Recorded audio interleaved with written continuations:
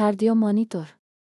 Vitapia 7000, tipi 7200 T. Bu yurak urishi, qon bosimi, tana harorati va boshqa asosiy biometrik signallarni aniq kuzatish imkonini beruvchi ko'p funksiyali tibbiy uskuna.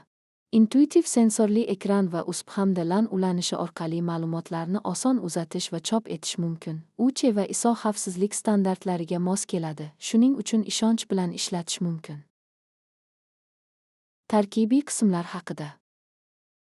Asosiy blok main unit 5 liat ek kabeli kattalar uchun ek 1 martalik elektrodlari, 20 dona qadoq, kattalar uchun SPO2 sensor kabeli bilan, klip turi, kattalar uchun NIP manjeti va shlangiterning haroratini o'lchovchi prob, skin temperatura probe, batareya va quvvat kabeli. Installatsion and preparation. Qurilmani ishlatishdan oldin avvalo batareyani ulash kerak. Qurilmaning o'ng tomonidagi batareya qopqog'ini oching va batareya konnektorini ichki tomonga qarab ulang. Qachonki tutqich, lever pastga tushsa, qopqoqni yoping. H-output interfeysi qurilmaning orqa tomonida joylashgan. Quvvat kabeli qulflash moslamasini yuqoriga ko'taring, kabelni ulang, so'ng qulflash moslamasini yopiq, lock holatiga keltiring. Balandlikni sozlash uchun NIP manjeti va shlangiterning haroratini o'lchovchi prob, skin temperatura probe, batareya va leverni burib bo'shating. Up-down tugmalari yordamida balandlikni sozlang. Ogohlantirish yuzaga kelganda indikator chirog'i yonadi yoki miltillaydi. Chiroqning rangi ogohlantirish darajasini bildiradi. Sensor yoki uskuna nosozligi yoki noto'g'ri ishlash hollarida signal beradi. Uskunani harakatlantirganda doimo ushlab turing. Kichik qirralardan ham ogohlantirish yuzaga kelganda indikator chirog'i yonadi yoki miltillaydi. Chiroqning rangi ogohlantirish darajasini bildiradi. Bemorning yurak yoki boshqa biometrik signallari belgilangan ogohlantirish qiymatidan oshganda signal beradi. 3 display screen. 4 on-off switch. 5 alternating current. H ulanganida LED yoqiladi. 6 batteri indikator. Zaryadlanayotganida qizil rang, zaryad to'liq bo'lganida esa yashil rang yonadi. 7 alarm mute tugmasi. Kerak bo'lganda audio signalni vaqtincha o'chirish muddati 60, 120 yoki 180 soniyaga sozlanishi mumkin. 8 NIP o'lchash tugmasi. Ushbu tugmani bosganda manjet shishadi va qon bosimi o'lchash boshlanadi. O'lchash jarayonida tugmani yana bossangiz, o'lchash to'xtatiladi. 9 tren tugmasi. Tren jadvalini ko'rish interfeysiga kiradi. On recording tugmasi. Chop etish opsiyasi ushbu uskuna uchun qo'llanilmagan. 11 freezing tugmasi. Ushbu tugmani bosganda ekrandagi barcha signallar qotadi. Qotgan rejimda tugmani yana bossangiz, signallar yangilanadi. 12 main menu tugmasi. Menu ochilmagan holatda bu tugma bosilganda asosiy interfeysga qaytadi. Ushbu uskuna uchun main menu tugmasi dial orqali yoki ilt ekranni teginish orqali ishlatilishi mumkin. Sensor interfeysi. NIP, SPO2 va harorat sensor portlari mavjud. Sensor ulanishi. 1 NIP manjeti va shlangini ulang, so'ng sensorni NIP portiga ulang. 2 SPO2 sensorini kokportga, yoriq qismi yuqoriga qarab joylashtiring. Yo'nalish noto'g'ri bo'lsa, uskuna shikastlanishi mumkin. Shuning uchun ehtiyot bo'ling. 3 ek sensorini yashil portga, yoriq qismi yuqoriga qarab joylashtiring. 5 liat qo'llab-quvvatlanadi. 4 ta a'zo va bitta ko'krak elektrodi ulanishi mumkin. Maksimal 7 liat ko'rsatish mumkin. 4 harorat sensorini T1 portiga shu usul bilan ulang. Tekshiruvga tayyorgarlik va o'lchash. NIP manjetini kiying va NIP measurement tugmasini bosib o'lchashni boshlang. SPO2 sensorining yorug'ligi normal ekanligini tekshirib, uni bemorga ulang. Harorat sensori qo'ltiq osti, ogiz boshligi kabi tana haroratini o'lchash joylariga o'rnatiladi. O'lchash uchun vaqt kerak. 5 liat elektrodlarni to'g'ri joylashgan holatda bemorga ulang. Ekran tuzilishi va sozlamalari. Barcha sensorlar ulanganida monitor ekranida bemorning hayotiy ko'rsatkichlari ko'rsatiladi. Ek to'lqinlari, resp, yurak urishi, SPO2, NIP, temp kabi parametrlar mavjud. Eng yuqori qatordan ek to'lqinlari nafas olishi to'lqini o'ng tomonida ek asosida hisoblangan yurak urishi, SPO2 to'lqinlari SPO2 qiymati va SPO2 asosidagi yurak urishi ko'rsatiladi. H xir va SPO2 xir bir-biridan farq qiladi. Shuning uchun ikkala qiymat ham ko'rsatiladi. NEP 3 rejimda ishlaydi: manual, auto, continuous. Doimiy o'lchov davomida Alt panel tugmasini bosib har vaqtda to'xtatish mumkin. Odatda interval rejimida tanlangan vaqtlarda avtomatik o'lchov amalga oshiriladi. Manual o'lchov tugmasini bosganda NEP o'lchovi darhol boshlanadi. Tana harorati sensorlari qo'ltiq ostiga yoki ogiz boshligiga o'rnatilib o'lchanadi.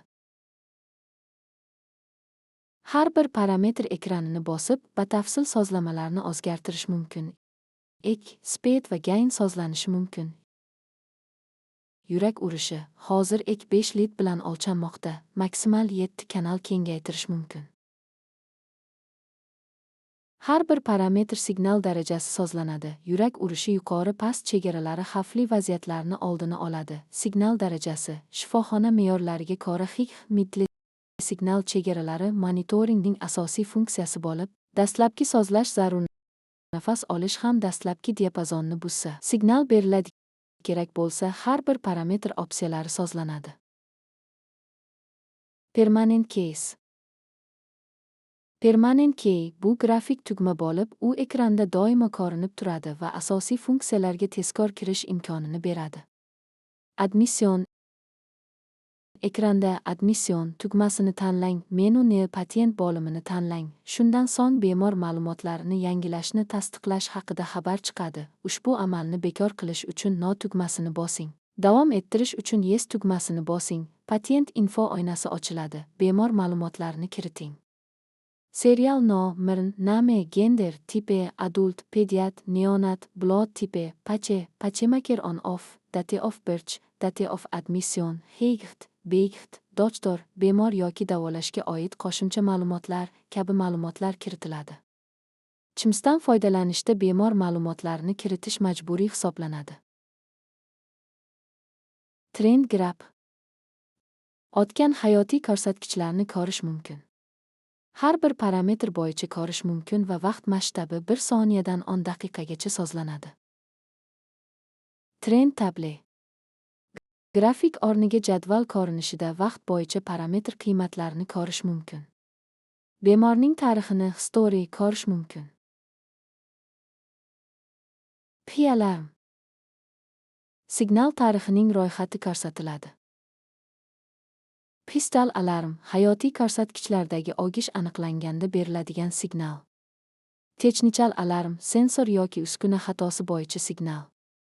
Sariq signal o'rta darajadagi ogohlantirish. Signal darajasi shifoxona me'yorlariga ko'ra sozlanadi. NEP list. NEP ko'rib chiqish tugmasini bosib NEP o'lchov ma'lumotlarini ko'rish mumkin. Ekran cheklovi sabab barcha ma'lumotlar bir vaqtda ko'rsatilmaydi. Foydalanuvchi ko'rsatilgan belgini bosib ekranni yuqoriga yoki pastga surib, qolgan o'lchov ma'lumotlarini ko'rishi mumkin. Aritmiya yuzaga kelganda u arxitmiya ro'yxatiga yozib boriladi. Arxitmiya tugmasini bosib ro'yxatni ko'rish mumkin. Standart.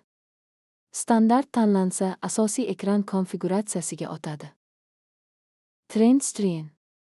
Asosiy ekrandan tashqari boshqa ko'rinishda ma'lumotlarni ko'rish uchun ishlatiladi. Bir nechta parametrlarni bir ekranda bir vaqtning o'zida ko'rish mumkin. Bu bemor holatini umumiy nazorat qilishda foydalidir.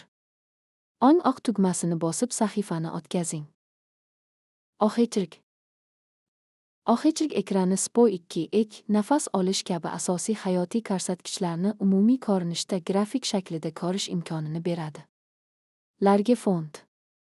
Foydalanuvchi tomonidan tanlangan asosiy parametrlar kattaroq ko'rsatiladi. Shunda uzoqdan ham oson aniqlanishi mumkin.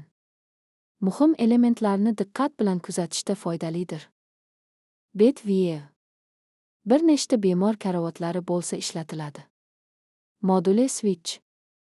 Hozir o'lchanayotgan parametrlar jami 5 ta orasidan ko'rsatilmasligini istaganlarni o'chirish mumkin.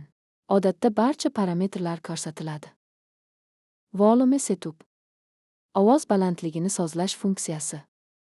Beat volume bemorning yurak urishi tovushining balandligini boshqaradi. Alarm volume ogohlantirish signalining balandligini sozlaydi, uzoqdan ham eshitilishi uchun katta qilish mumkin. Timiz tizimi bo'lmagan hollarda bemor holatini signal orqali aniqlash kerak. Shuning uchun signal balandligini yetarlicha katta sozlash muhimdir. Signal darajasini alohida parametrlar orqali yoki signal sozlash oynasida umumiy tarzda boshqarish mumkin. Brightness LCD ekranning yorqinligini sozlash mumkin. On eng yorqin, bir eng qorong'i. Alarm setup. Signal darajasi high, medium, low bo'lgan 3 bosqichga bo'linadi. Past darajadan yuqori darajagacha sozlash mumkin. Bitta ekranda barcha signal holatini ko'rib, kerak bo'lsa hammasini high darajasiga o'zgartirish mumkin. Beat volume. Puls tovush balandligini o'zgartirish uchun ekrandagi puls tovush tugmasini bevosita bosing yoki puls tovush sozlamalari bo'limiga murojaat qiling. Nep Measure. Ushbu tugmani bosganda manja chishib, qon bosimi o'lchovi boshlanadi. O'lchov davomida tugmani bosilsa, o'lchov to'xtatiladi. Freza. Bemorning avvalgi hayotiy ko'rsatkichlarini ko'rish uchun ishlatiladi. O'lchov davom etadi, lekin ekran vaqtincha to'xtatiladi va saqlangan grafikni maksimal 120 soniya ko'rish mumkin. Signal yuzaga kelgan darhol o'zgarishlarni yoki o'lchov davomida yuzaga kelgan muammolarni vizual tarzda aniqlash mumkin. Mute. Signalni o'chirish. Alarm reset. Signal sozlamalari dastlabki qiymatlarga tiklanishi mumkin. Odatda asosiy menyuda tegishli bo'limni tanlab sozlash mumkin. Audio pauset. Audio vaqtincha o'chirilishi mumkin. Qolgan vaqt matn shaklida ko'rsatiladi va fon qizil rangda bo'ladi. Foydalanuvchi audio signalni vaqtincha to'xtatish vaqtini 60, 120 yoki 180 soniyaga sozlashi mumkin. Menu. Menyuni tanlash orqali turli sozlamalarga kirish mumkin. Bunda batafsil sozlamalar, jadvallar, grafiklar va boshqa asosiy funksiyalar mavjud. Ko'pgina sozlamalarni shu menyu orqali boshqarish mumkin. Menu Maintenance. Maintenance menyusiga kirish uchun parol 8868 ni kiritish kerak. So'ngra filtr sozlamalari va boshqa ilg'or funksiyalarni boshqarish mumkin. Liat sozlamalari uskuna 5 lit tizimida ishlaydi. Mamlakatlarga ko'ra standartlar farq qilishi mumkin.